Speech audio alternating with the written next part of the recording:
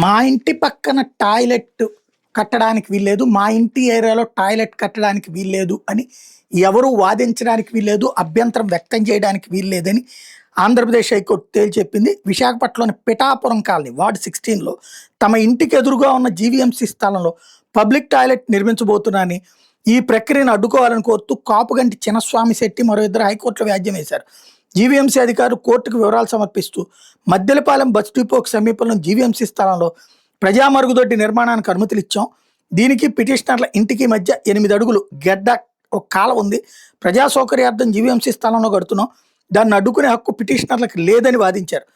ఈ వాదనలు విన్నటువంటి న్యాయస్థానం ప్రజల సౌకర్యార్థం రోడ్ల పక్కన ప్రజా మరుగుదొడ్లు అవసరమే అని తేల్చి చెప్పింది. ఆరోగ్యకర పరిశుభ్రమైన జీవనం గడిపే హక్కు జీవించే హక్కులో భాగమంది. బహిరంగ ప్రదేశాల్లో ప్రజా మరుగుదొడ్లు ఏర్పాటు చేయాల్సిన ఆవశ్యకతను వివరిస్తూ సుప్రీంకోర్టు గత ఏడాది స్పష్టమైన తీర్పు ఇచ్చిందని గుర్తు చేసింది. రాజ్యాంగ ఆదేశిక సూత్రాల ప్రకారం ప్రజా మరుగుదొడ్లను ప్రజలకు అందుబాటులో ఉంచడం ప్రభుత్వాల ముఖ్య విధి.